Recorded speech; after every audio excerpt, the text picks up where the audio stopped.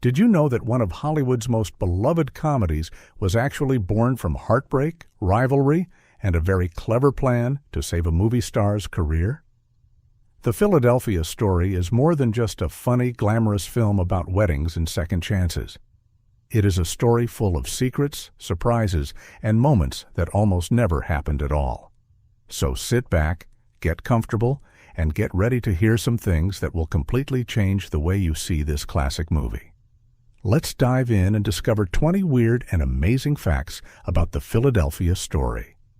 Number 20. A stage play that changed everything before. The Philadelphia Story was ever a movie. It was a play. And not just any play. It was one of the biggest Broadway hits of its time. Philip Barry wrote it, and it opened on Broadway in 1939. But here is the part that makes this story truly special. The play was not just written for any actress, it was written specifically for Katharine Hepburn. Philip Barry sat down and crafted the entire story with her personality, her voice, and her spirit in mind. He built the character of Tracy Lord around everything that made Katharine Hepburn who she was: strong, sharp, a little stubborn, and deeply emotional beneath the surface. That kind of connection between a writer and an actress is incredibly rare.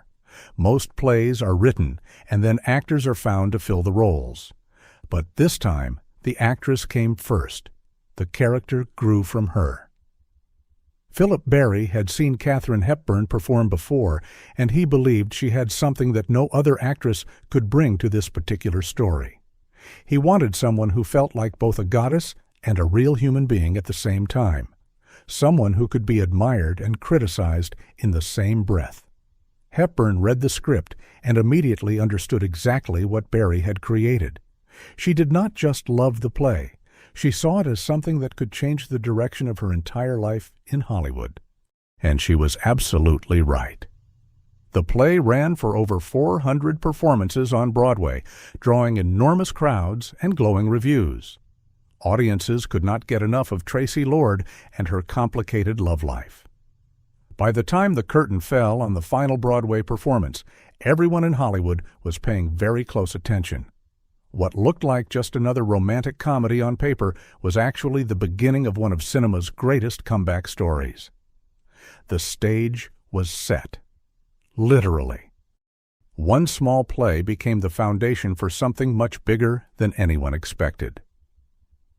Number 19. Katharine Hepburn was called box office poison. Here is a phrase that sounds almost impossible to believe today. In the late 1930s, Katharine Hepburn, one of the greatest actresses who ever lived, was officially labeled box office poison. A group of theater owners and movie executives published a list of stars they believed were hurting ticket sales. Katharine Hepburn's name was on that list. Imagine being one of the most talented performers in the world and having powerful people in your industry say that audiences do not want to see you anymore. That must have felt devastating. Several of her films had underperformed at the box office, and Hollywood studios had started to pull back from her. RKO Pictures, the studio she had been working with, essentially pushed her out. They offered her a film they knew she would refuse, hoping she would walk away quietly. She did walk away, but she did not do it quietly at all. Instead of giving up, Hepburn made a bold and brilliant decision. She went back to the stage. She took Philip Barry's script for The Philadelphia Story, and she did not just perform in it. She became a co-producer. She helped fund the production herself. She controlled the rights to the story. She made sure that no studio could take the project from her or reshape it without her approval. This was an extraordinary move for an actress in that era. Women in Hollywood did not usually hold that kind of power, but Hepburn understood something important. If she could create something the studios desperately wanted, she could negotiate from a position of strength. And that is exactly what happened. When The Philadelphia Story became a massive Broadway success, every major Hollywood studio came knocking. She had the power, she had the story, and she was ready to make her comeback on her own terms. What looked like the end of her career was actually the beginning of its greatest chapter. Sometimes being told you are finished is exactly the push you need to prove everyone wrong. Number 18. She sold the movie rights on her own terms. After the Philadelphia Story became a smash hit on Broadway, the offers started flooding in from Hollywood studios. But Katharine Hepburn was not going to simply hand over the rights and walk away with a paycheck. She had planned this moment very carefully. She owned the rights to the play, and she was going to use that ownership as a weapon. A smart, powerful weapon. She approached MGM, one of the biggest studios in Hollywood at the time, but she did not just sell the rights. She negotiated an incredibly specific deal.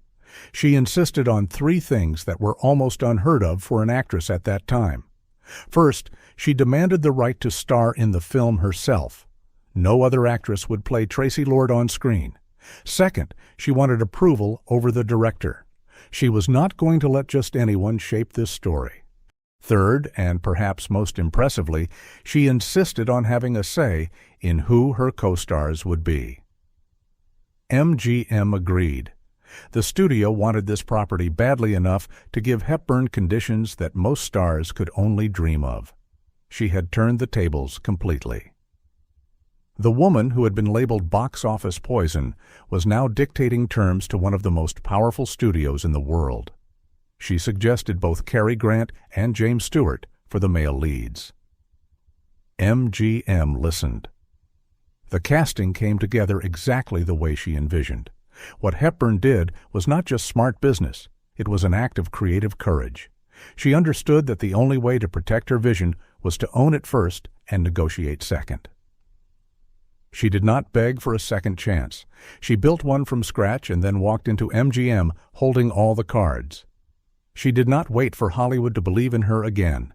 She made Hollywood need her. Shatton? Number 17. Cary Grant gave away his entire salary. Cary Grant was one of the biggest movie stars in the world when he signed on to play C.K. Dexter Haven in the Philadelphia Story. He was charming, handsome, and enormously popular with audiences. Getting him to agree to the project was a major victory for the production. But what Cary Grant did with his salary from this film is something that many people do not know about, and it says everything about his character. He donated his entire paycheck, every single dollar he earned from the Philadelphia Story, to British war relief. This was 1940. The Second World War had been raging in Europe, and Britain was under constant attack. Cary Grant, who was British-born and had grown up in England, felt a deep personal connection to what was happening across the Atlantic. While he was living the glamorous life of a Hollywood movie star, his homeland was being bombed. He could not fight in the war himself, but he could contribute in a meaningful way. So he gave up his salary entirely, not part of it, all of it. The amount was significant, tens of thousands of dollars, which would be worth an enormous sum today. He made no public announcement about it. He did not do it for praise or publicity. It was a quiet personal act of generosity, driven by genuine love for his country and real concern for people who were suffering. Most audiences watching the Philadelphia Story had no idea that the smiling, effortlessly cool man on screen had just made one of the most selfless financial decisions of any actor in Hollywood history. What looked like a carefree performance was carried by a man who had already given everything he had. Number 16. James Stewart. Almost did not get the role. James Stewart is absolutely wonderful in the Philadelphia Story. His performance as Macaulay Mike Connor, the sharp-tongued reporter who falls for Tracy Lord, is funny, vulnerable, and completely charming. He won the Academy Award for Best Actor for this very role. But the truth is, James Stewart was not the first choice for the part, and getting him into the film was not as simple as making one phone call. At the time, James Stewart was under contract with MGM. That alone might seem like it would make things easy, since MGM was producing the film. But studio contracts in that era were complicated, and actors did not always have freedom to move from project to project. There were negotiations, scheduling concerns, and questions about whether Stewart was the right fit for the sophisticated, witty world of the Philadelphia story. Stewart was known more for his wholesome, down-to-earth roles, films like Mr. Smith Goes to Washington, and some people wondered whether he could hold his own against the sharpness of Katharine Hepburn and the polished elegance of Cary Grant. Director George Cukor, however, believed in Stewart completely. Cukor saw something in Stewart that others were overlooking, a natural emotional honesty that would bring real heart to the role. Cukor pushed for him, and the studio eventually agreed. Stewart threw himself into the character with everything he had. He studied the script carefully, found the humor and the longing in every scene, and delivered a performance that surprised everyone, including some of the people who had doubted him. On the night of the Academy Awards, when his name was called as Best Actor, there was a feeling that this had been a long time coming. The man who almost did not get the part ended up winning the most important award of his career. Number 15. George Cukor was the perfect choice. And here is why. When it came time to choose a director for the Philadelphia story, the selection of George Cukor made immediate sense to everyone involved. Cukor was already known in Hollywood as someone with a remarkable gift, a gift for directing women. He had worked with some of the greatest female stars of the era, including Greta Garbo and Joan Crawford, and he had a reputation for drawing out performances that were truthful, nuanced, and deeply felt. Katharine Hepburn knew him well. They had worked together before, and she trusted him completely. That trust was absolutely essential for a film like this, because the Philadelphia story required a very delicate balance. It had to be funny without being silly. It had to be romantic without being soft. It had to have sharp edges and warm feelings at the same time. Cukor understood all of this instinctively. He knew how to let actors breathe inside a scene, how to give them space to be funny or emotional without forcing it. He also understood the importance of pacing in a comedy.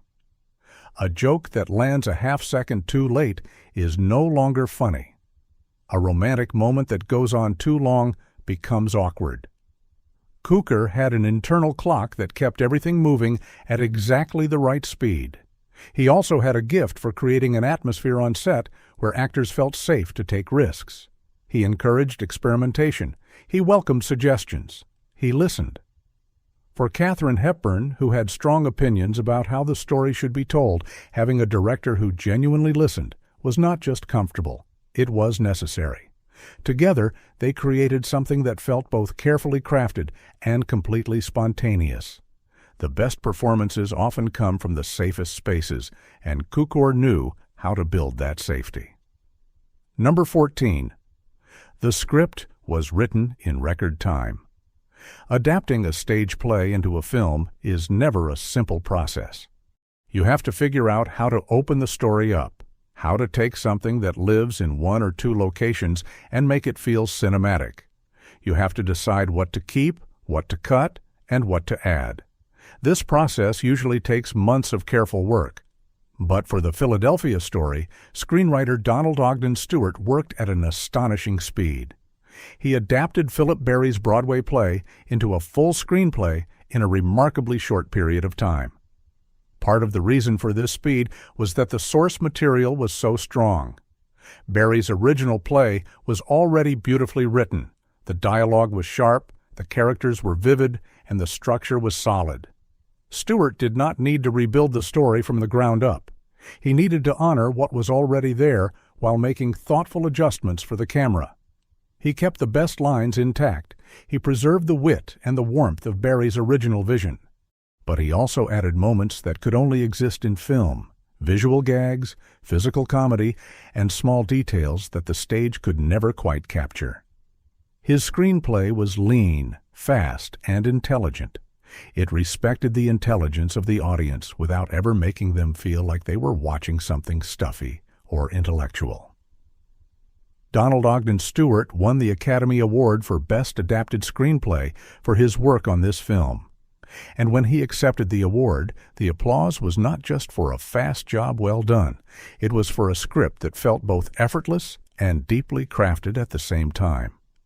Speed and quality rarely share the same room, but sometimes the right writer makes it look easy. Number 13. The film had an incredibly short shooting schedule. Hollywood productions today often take months or even years to complete. Big-budget films go through endless rounds of reshoots, special effects work, and post-production polishing. But the Philadelphia story was made with remarkable efficiency. The entire film was shot in a very short amount of time, somewhere around 6 weeks. For a film of this quality, that timeline is almost shocking. Think about what was accomplished in those 6 weeks. Every scene between 3 enormously talented stars had to be carefully blocked, rehearsed, filmed, and perfected. The comedy timing had to be precise. The emotional scenes had to feel real. The entire story of Tracy Lord's wedding weekend, from the arrival of her ex-husband to her second chance at love, had to be captured on film with enough warmth and humor to keep audiences laughing and smiling from beginning to end. Part of what made this possible was the exceptional level of preparation that went into the project before the cameras ever started rolling. George Cukor knew exactly what he wanted. The actors knew their characters inside and out. The script was tight and ready. When everyone arrived on the first day of filming, there was no confusion about the direction, no debates about character motivation, no rewrites needed at the last minute. Everyone was simply ready to work. That kind of professional preparedness is rare, and it made a huge difference.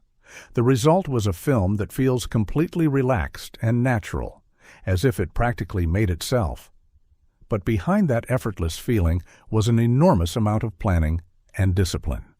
What felt like magic on screen was actually the result of invisible, meticulous preparation. Number 12. Ruth Hussey's forgotten performance. When people talk about the Philadelphia story, they almost always focus on the 3 big stars, Katharine Hepburn, Cary Grant, and James Stewart. And that makes complete sense. All 3 are extraordinary in the film. But there is a 4th performance that deserves far more attention than it typically receives. And that is the performance of Ruth Hussey as Liz Imbrie, the photographer who accompanies Mike Connor on his assignment. Ruth Hussey plays Liz with a quiet intelligence and a dry wit that perfectly complements James Stewart's more openly emotional performance. Liz is sharp, she is observant. She sees through people's pretenses quickly and says so with a raised eyebrow or a perfectly timed one-liner.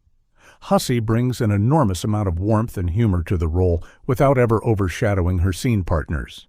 She knows exactly when to be funny and exactly when to step back and let the scene belong to someone else. That kind of generosity in acting is a real gift. The Academy of Motion Picture Arts and Sciences recognized her work with a nomination for Best Supporting Actress. She did not win. Mary Astor took the award that year for a different film. But the nomination alone confirmed what audiences who paid close attention already knew. Liz Imbrie was one of the best-written and best-performed supporting characters in the film. Without Ruth Hussey's grounded, intelligent presence, the movie would feel slightly off balance. She is the anchor that keeps the more flamboyant elements of the story from floating away entirely. The best supporting performances make the whole film stronger, and Hussey did exactly that. Number 11. The film was a record-breaking box office success.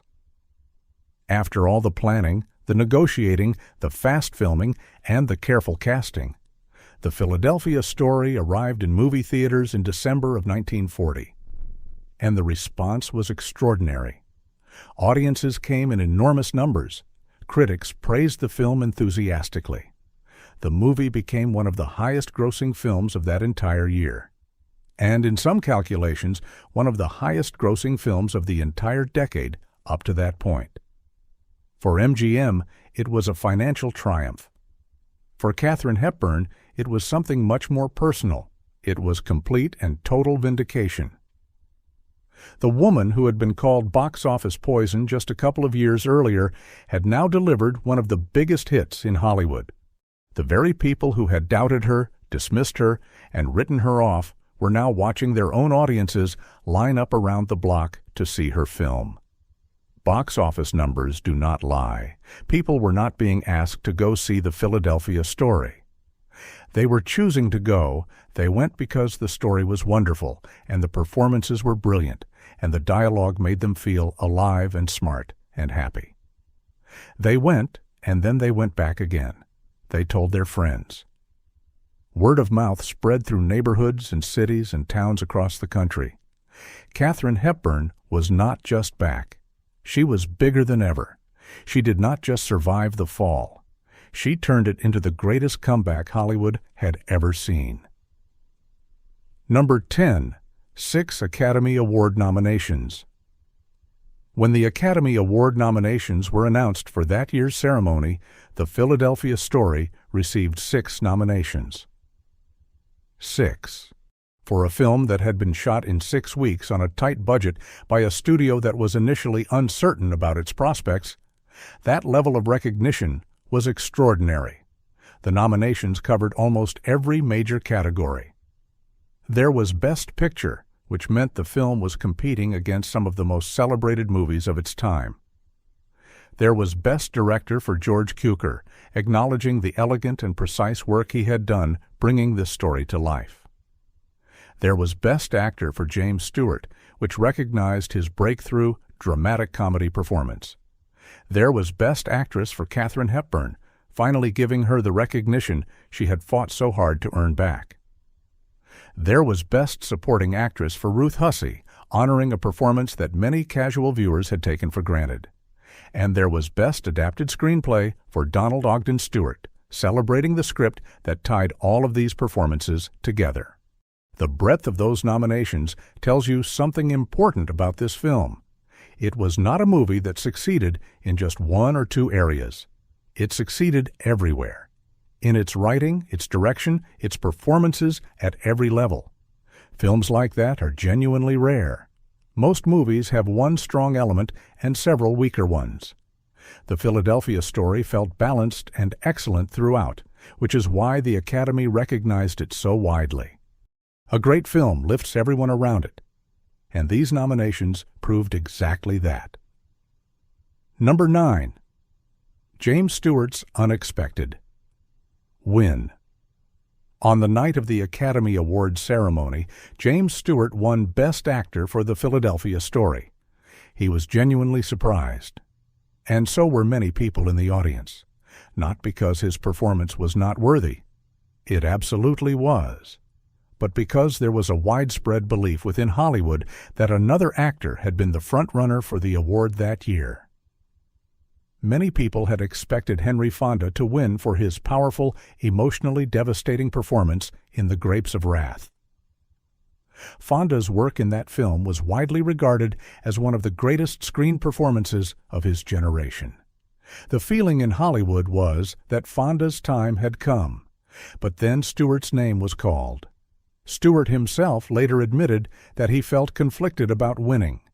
He had enormous respect for Henry Fonda. The two men were actually close friends in real life, and he was not sure the award had gone to the right person. He reportedly kept his Oscar in a box for a long time, rather than displaying it proudly. Years later, Stewart said that his Best Actor win the following year, a win that never came because he was now serving in the military, was the one he felt he deserved. He had made The Mortal Storm and other films that he believed were stronger work. But history has been kind to his Philadelphia Story performance. Watching it today, you see something extraordinary. A man being genuinely funny, genuinely vulnerable, and genuinely alive inside every single scene. Sometimes the awards we do not expect teach us the most about what we have actually created. Chabistal. Number 8. The film's dialogue is a masterclass in wit. One of the things that makes the Philadelphia Story stand out from almost every other romantic comedy ever made is the sheer quality of its dialogue. Every line feels like it was polished and sharpened until it gleamed. The conversations between characters do not just move the plot forward. They reveal character, they establish relationships, they carry emotion, and they make you laugh, often all at the same time. Philip Berry's original stage dialogue was brilliant, and Donald Ogden Stewart's screenplay preserved the best of it while adding his own flourishes. The result is a script where every scene feels like a sparring match between people who are too smart for their own good. Watching Katharine Hepburn and Cary Grant trade lines is like watching two expert tennis players volleying back and forth at incredible speed, neither one willing to let the ball drop. The rhythm of the dialogue is almost musical. Short sentences follow long ones. A cold remark is immediately followed by something unexpectedly warm. A joke lands just when the emotional tension is getting too heavy. This is not an accident. It is craft, the kind of craft that takes enormous skill to create and even more skill to perform. Actors who deliver this kind of dialogue have to be completely inside the character and completely present in the moment at the same time. They cannot pause to think. The thinking has to happen before the cameras roll, so that when the scene is filmed, everything feels spontaneous and effortless. The dialogue in this film sounds like real people talking, only funnier and sharper and more beautiful than real people ever actually managed to be. Great dialogue makes you feel smarter just for listening to it. Number 7. Katharine Hepburn's real-life connection to Tracy Lord. The character of Tracy Lord was written with Katharine Hepburn in mind, but the similarities between the actress and her character go much deeper than Philip Berry might have originally intended. Tracy Lord is described in the film as a goddess, someone placed on such a high pedestal by the people around her that she has almost forgotten how to be human. She is admired, but not truly known. She is worshipped, but also lonely. At the end of the story, she does not just find love, she finds humility. She learns to be fallible. She accepts that being human, messy, imperfect, and vulnerable is not a weakness. It is what makes connection possible. Katharine Hepburn's real life in the years leading up to this film had followed a surprisingly similar emotional journey. She had reached the top of Hollywood very quickly and had built a reputation for being difficult, cold, and too proud to make compromises. Some of that reputation was earned, some of it was unfair. But like Tracy Lord, Hepburn had spent years being held at a distance, admired by many, truly known by very few. Making this film was not just a professional comeback for her. In some ways, it was a personal reckoning. She was playing herself, or at least the version of herself she was trying to move beyond. When Tracy Lord finally allows herself to be seen fully by the people who love her, there is a rawness in Hepburn's performance that feels completely genuine. Because it probably was. She was not just playing a character. She was playing a part of herself she had never shown the world before. Number 6. The love triangle. That was not really a triangle on the surface. The Philadelphia story looks like a classic love triangle story. Tracy Lord is about to marry a new man named George Kittredge. Her ex-husband Dexter Haven has come back into her life. And the charming journalist Mike Connor has fallen in love with her too. 3 men, 1 woman, a wedding in danger. It sounds like familiar romantic comedy territory. But when you look more carefully at the story Philip Berry wrote, you realize it is doing something much more interesting and much more unusual. The film is not really about which man Tracy should choose. It is about what kind of person Tracy needs to become before she can love anyone at all, including herself. George Kittredge is eliminated early, not because another man is better, but because he reveals that he does not actually see Tracy clearly. He loves his idea of her, not the real person. Mike Connor is warm and wonderful, but his feelings for Tracy grow partly from idealization too. He falls in love with the version of Tracy who seems perfect and untouchable. Dexter understands Tracy completely, flaws and all, and loves her anyway. That is the key. Real love in this film is not about passion or excitement. It is about being seen truthfully and accepted fully. Barry was writing a love story with a very specific philosophical point at its center, that the person who sees you most clearly is the person most worth choosing. The triangle was never really about competition, it was about clarity. The real love story was not between three people. It was between Tracy Lord and the truth about herself. Number 5. The drunk scene. That won an Oscar. One of the most celebrated scenes in the Philadelphia Story is the sequence where Mike Connor gets drunk at Tracy Lord's engagement party, and the two of them have an unexpectedly tender, funny, and romantic evening together. James Stewart's performance in this sequence is widely considered one of the finest pieces of comedy acting in Hollywood history. He is loose, silly, sweet, and completely believable. It does not feel like acting at all. It feels like watching a real person who has had too much to drink discover that he is falling helplessly in love with someone he cannot have. Stewart's physical comedy in this scene is impeccable. The way he moves, the way he hesitates before speaking, the way his face changes from laughter to sincerity in an instant. But here is what most people do not know about how that scene was prepared. James Stewart worked very carefully with director George Cukor to find the exact right level of intoxication to portray. They did not want Mike Connor to seem sloppy or out of control. They wanted him to seem warm and open, as if the alcohol had simply lowered his defenses and allowed his truest feelings to come through. Stewart studied the behavior carefully and made specific, deliberate choices about every gesture and expression. What looks completely spontaneous and accidental on screen was the result of very precise, thoughtful performance work. The Academy agreed that something special had been achieved. His win for Best Actor was driven in large part by this one extraordinary sequence. The scene that looked most natural was the one that required the most careful, patient craft to create. Speenum. Number 4. A film made during the shadow of war. The Philadelphia Story was filmed and released in 1940, which means it arrived in theaters while the Second World War was raging in Europe. Britain was enduring the Blitz. France had fallen. The United States had not yet entered the war, but the fear and uncertainty of what was coming were present in daily life across the country. People were worried. They were anxious. They were looking at a world that seemed to be falling apart, and they were not sure what the future held. Into this atmosphere of fear and tension came a movie about a beautiful woman's complicated wedding weekend in a Philadelphia mansion. A movie full of champagne and swimming pools and witty arguments and second chances at love. Some critics at the time wondered if such a light and elegant film was the right thing for audiences who were facing such heavy realities. But audiences themselves gave a clear answer. They came to see it in enormous numbers, and what they found was not an escape from their worries, exactly. It was something more valuable than that.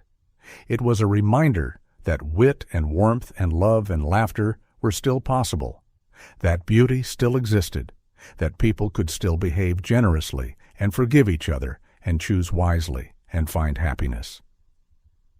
In a world that felt increasingly dark, the Philadelphia Story was a shaft of light. It did not pretend the darkness was not there. It simply proved that the light was stronger. Sometimes the most important thing a film can do is remind a frightened world that joy is still possible. Number 3. The film that redefined the screwball comedy.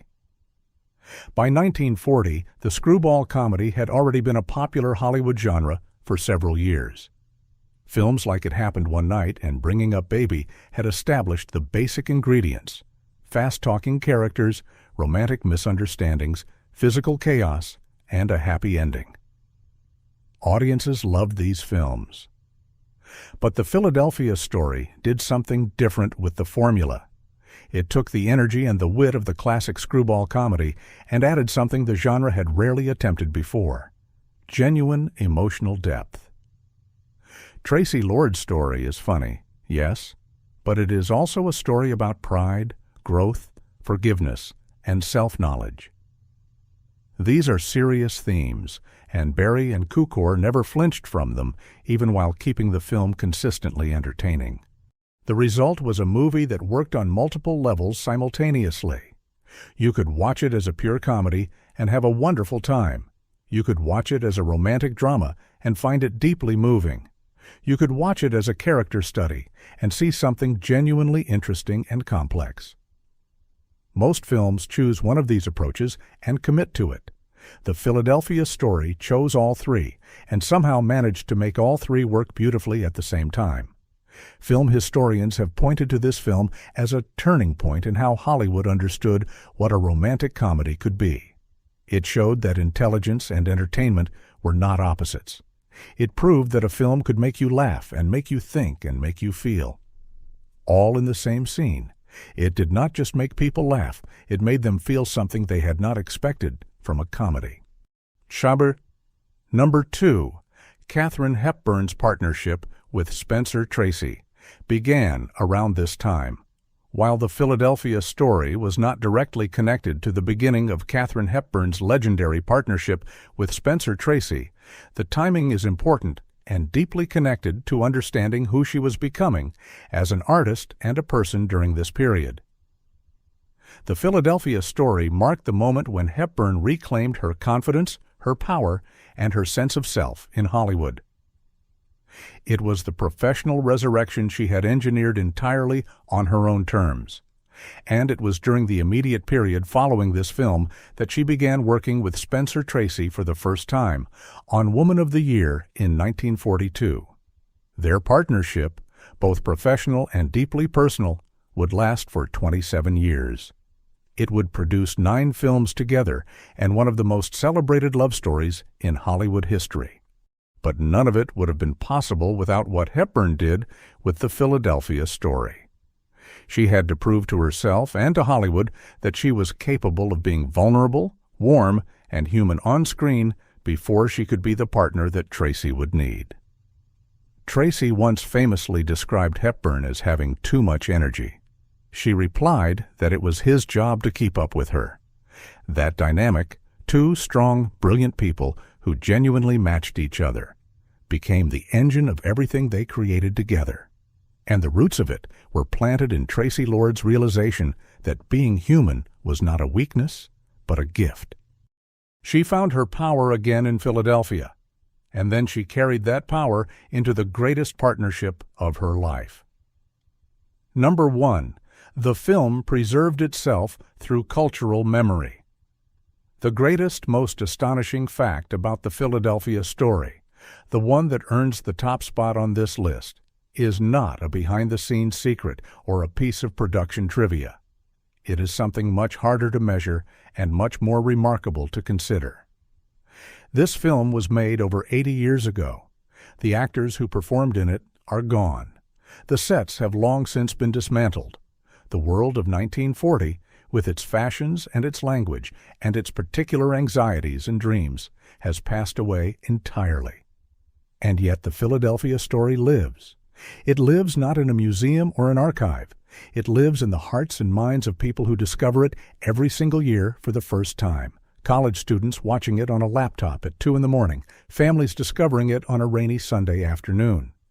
People who stumble across it by accident and find themselves completely unable to stop watching once it starts. The reason for this is not nostalgia. It is not historical interest.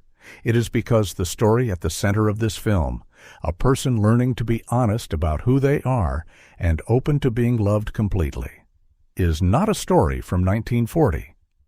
It is a story about every human being who has ever been afraid to let someone see them clearly. That story does not age. It cannot age, because every generation produces people who struggle with the same beautiful, terrifying challenge. The Philadelphia Story found the universal inside the specific. It told a story about one woman's complicated wedding weekend and somehow told the story of what it means to be alive. Old as it is, this film still knows your name. Bonus fact: the hidden story. Behind the swimming pool scene. There is one scene in the Philadelphia story that audiences remember with particular warmth and wonder, the scene where Tracy Lord swims alone in the family's private pool in the very early hours of the morning, just before her wedding day. It is a quiet scene, almost wordless, and it carries a strange, dreamlike quality that feels completely different from the rest of the film's sharp, witty energy. What most people do not know is that this scene was not originally in Philip Barry's stage play. It could not have been. A Broadway stage cannot hold a swimming pool. The scene was created specifically for the film, and the decision to include it came from a surprisingly emotional place. Director George Cukor wanted a moment in the film where the audience could see Tracy Lord completely alone, not performing for anyone, not being clever or defensive or proud, just existing, floating, breathing, thinking, vulnerable in the darkness and the water. In a film full of dialogue and wit and social maneuvering, Cukor felt that audiences needed one moment of pure stillness to understand who Tracy Lord really was beneath all of it. The swimming pool was his solution.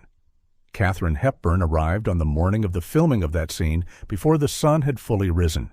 The water was cold. The set was quiet. The crew was small, just a camera operator, a lighting technician, and Cukor himself.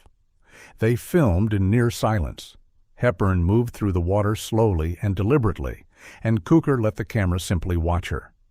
There were no precise instructions, no complicated blocking, no rehearsed gestures. He told her to be in the water and to think about Tracy, what she wanted, what she feared, what she was letting go of before her wedding day. Hepburn did exactly that. What appeared on the screen was not a performance in the traditional sense. It was closer to something private being allowed to be witnessed. The scene runs for only a few minutes, but it is the emotional center of the entire film. Everything that Tracy Lord learns about herself, all the pride and the vulnerability and the gradual opening of her heart, is somehow contained in those quiet minutes in the dark water. Cukor later said that this was his favorite sequence he ever filmed. Not because of technical achievement or dramatic fireworks, but because it caught something true, something that felt like the inside of a person rather than the outside. The simplest scene told the deepest truth, and sometimes that is the only kind of magic that lasts. The Philadelphia story is more than a romantic comedy. It is a story about what happens when a person finally decides to stop protecting themselves and start living honestly. Tracy Lord does not just choose the right man at the end, she chooses the right version of herself. She lets go of the armor she has been wearing and discovers that underneath it, she is someone worth knowing and worth loving. Katharine Hepburn, Cary Grant, and James Stewart gave us performances that still feel alive today. George Cukor directed with a gentleness and intelligence that trusted the audience completely. Philip Barry wrote characters that breathe and feel and change in ways that still ring true decades later. Behind every scene was a team of people who cared deeply about getting it right, not just technically, but emotionally. They wanted to tell a story that mattered, and they succeeded beyond anything they could have imagined. The film they made in 1940 is still here, still watched, still loved, still teaching us something new every time we return to it. That is not just good filmmaking. That is a kind of miracle. If you enjoyed these stories, subscribe for more. Every movie hides a truth, and we will keep uncovering them, one story at a time.